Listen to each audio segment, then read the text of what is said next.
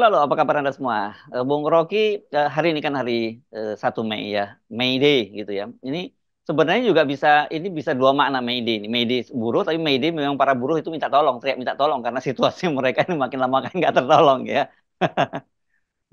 Ya, kita mulai dengan satu kepastian bahwa hak buruh itu di dalam sejarah selalu harus dia peroleh bukan dengan negosiasi, tapi dengan revolusi, dengan perjuangan, dengan perlawanan tuh.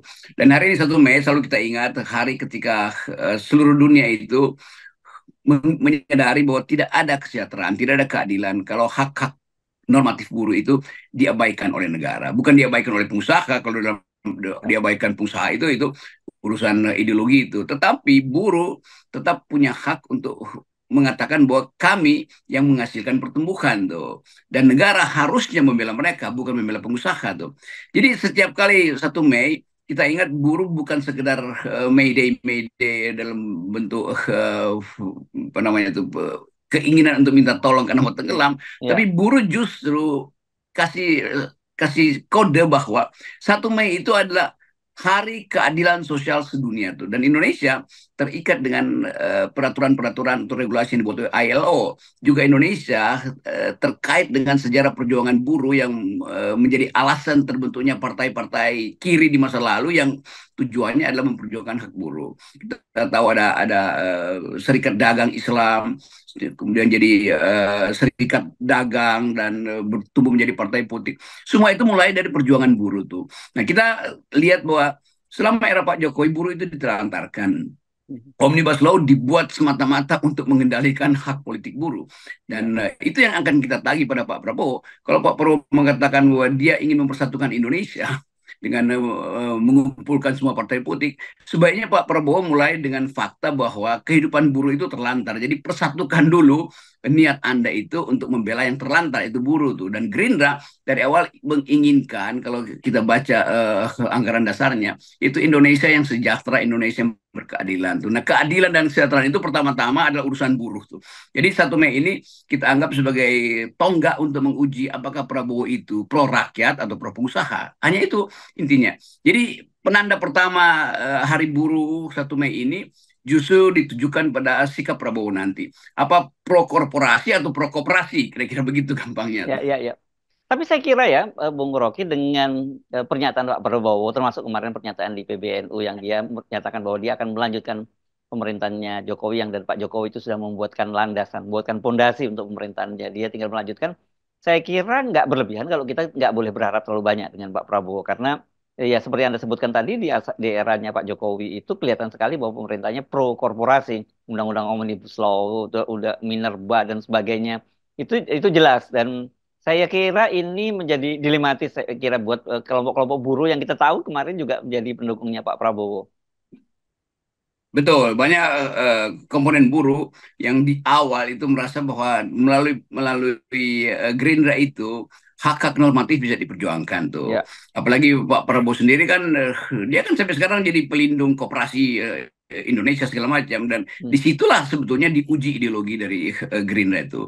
Dan kemungkinan besar bahwa bukan kemungkinan besar, kita bisa pastikan melalui pernyataan Prabowo sendiri bahwa dia akan tetap melanggengkan Omnibus Law, dan itu Hmm. pertanda pertama bahwa Prabowo akhirnya harus menerima fakta bahwa dia tidak mungkin bergerak lebih jauh dari apa yang dikehendaki oleh Jokowi. Dan Hmm. itu artinya kita boleh terangkan sejak sekarang, berarti Prabowo bukan leader, dia cuma dealer, dia deal dengan Jokowi. Padahal dia dipilih 58% rakyat Indonesia, yang belum tentu itu juga ikut memilih Gibran, karena ada masalah di Mahkamah Konstitusi untuk membuktikan apakah Gibran menyumbang suara pada Prabowo.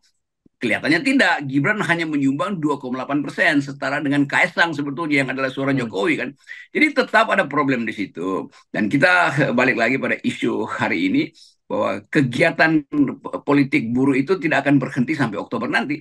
Karena justru sekarang konsolidasi buruh itu makin kuat karena berhadapan dengan Pak Prabowo yang akan jadi presiden yang sekedar penerus Omnibus Law yang merupakan kepentingan korporasi, itu oligarki di sekitar Pak Jokowi. Kan itu Hmm. dasarnya Ya, itu. ya, ya. Nah, kalau kita ngomongin, saya kira bagaimana kita prediksi ya pemerintahnya Prabowo, kita tidak hanya cukup berhenti pada buruh ya. Apalagi kan ini bukan, saya kira prediksi ini saya kira sudah absah kita mulai lakukan karena Pak Prabowo sendiri yang mengklaim dia akan melanjutkan pemerintahan Jokowi. Artinya sebenarnya kita akan bisa membayangkan 5 tahun ke depan bersama dengan Pak Prabowo itu juga sama persis seperti 9 tahun lebih sekarang bersama dengan Pak Jokowi. Ya, itu akan ada pengendalian opini publik pasti itu. Ya. Mhm. Karena kalau enggak nanti Jokowi bilang, loh katanya Anda mau ikuti Mhm. saya, kenapa Anda Mhm. izinkan oposisi? Kan itu intinya begitu. Katanya Anda mau ikuti saya, kenapa Anda penuhi tuntutan buruh? Kan itu intinya tuh. Walaupun itu potensi berkelahi di antara rejim Jokowi dan rejim Prabowo ke depan.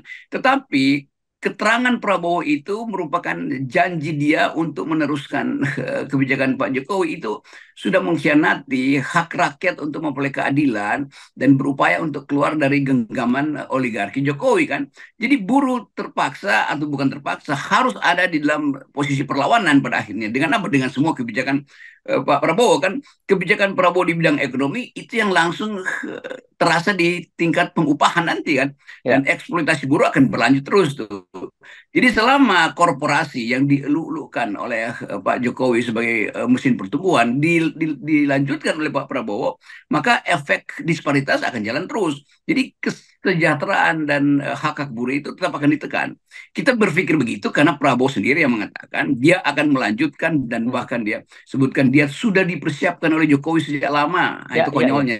Itu Mhm. apa namanya, terlihat betul bahwa pikiran Prabowo akhirnya nggak perlu lagi kita kita bahas kan, memang nggak ada pikiran kalau gitu, kalau sedang Mhm. melanjutkan dan dipersiapkan oleh Pak Jokowi. Ini konsekuensi dari keterangan Prabowo sendiri. Ya, ya, ya. Oke, tapi mari kita ke flashback sedikit ya, Bung Rocky. Kalau kita lihat bagaimana pertarungan antara Prabowo dengan Pak Jokowi 2 kali Pilpres begitu ya.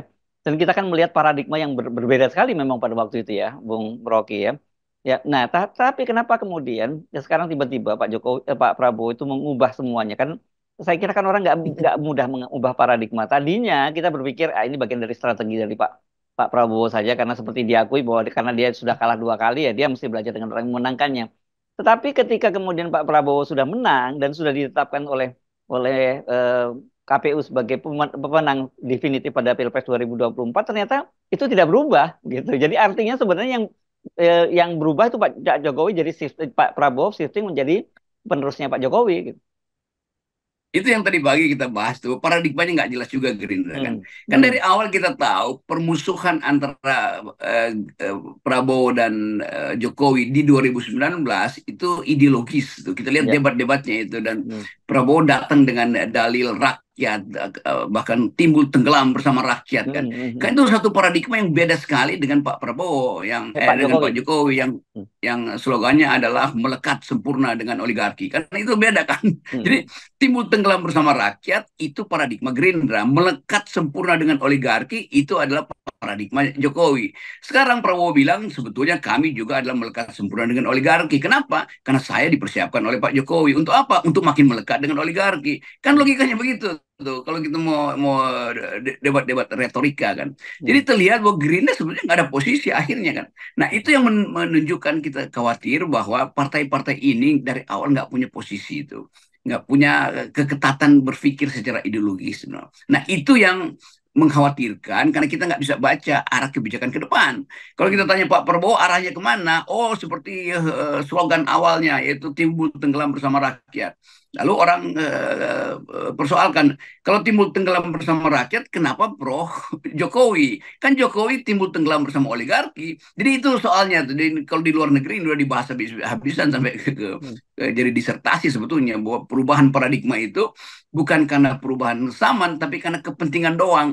Jadi paradigma dan ideologi hanya didasarkan pada kepentingan seseorang itu soalnya tuh. Nah, sekarang kita balik lagi pada soal mengintip kebijakan kerakyatan Prabowo itu Hmm. harusnya dimulai dengan mengubah atau merevisi undang-undang Omnibus Law, dan masih ada undang-undang banyak di situ, undang-undang Minerba segala macam itu. Tetapi khusus dalam hari buruh ini kita mau dengar sebetulnya apa pidato dari Pak eh, Prabowo sebagai presiden walaupun belum dilantik terhadap kondisi perburuan hari ini. Kita mau dengar apakah Prabowo akan berpidato sebagai seorang negarawan atau berpidato sebagai kader Jokowi, itu aja. Hmm. Ya, ya, ya itu dia yang saya kira ini eh, jujur kita nggak bisa berharap terlalu banyak seperti yang Anda bayangkan tadi itu ya karena realitanya Yes. seperti ini.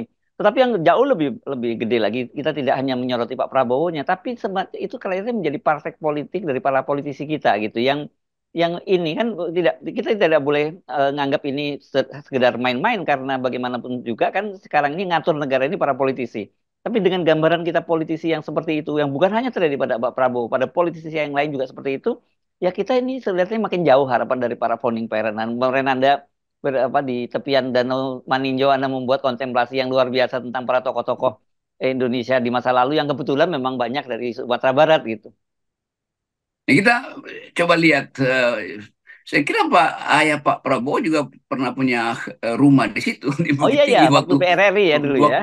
waktu PRRI kan, dan Hmm. mestinya Prabowo mengerti bahwa tuntutan masyarakat Minang hari ini juga Hmm. terhadap upaya negara untuk mensertifikasi atau memberi status legal pada tanah-tanah adat di situ tuh. Dan saya bicara dengan banyak tokoh adat di situ, dan mereka menganggap begitu tanah itu dilegalkan itu artinya ada harga, maka hilanglah hak ninik mama, hak-hak Hmm. Hmm. primer, yaitu hak nagari di situ kan. Jadi ada keunikan-keunikan bangsa ini yang tidak mungkin diratakan oleh prinsip-prinsip untuk pertama politik kan. Nah, Ya, kita hubungkan itu dengan kemampuan Prabowo untuk melihat bahwa di Indonesia itu bukan sekedar korporasi yang diunggulkan, tapi ada juga hak-hak tanah ulayat itu, hak masyarakat adat yang mesti dilindungi kan. hmm. Dan itu yang sekarang lagi diincar oleh para oligarki itu. Nah, buruh juga demikian tuh. Buruh itu adalah perjuangan yang lebih panjang dari Indonesia merdeka tuh. Sebelum Indonesia merdeka,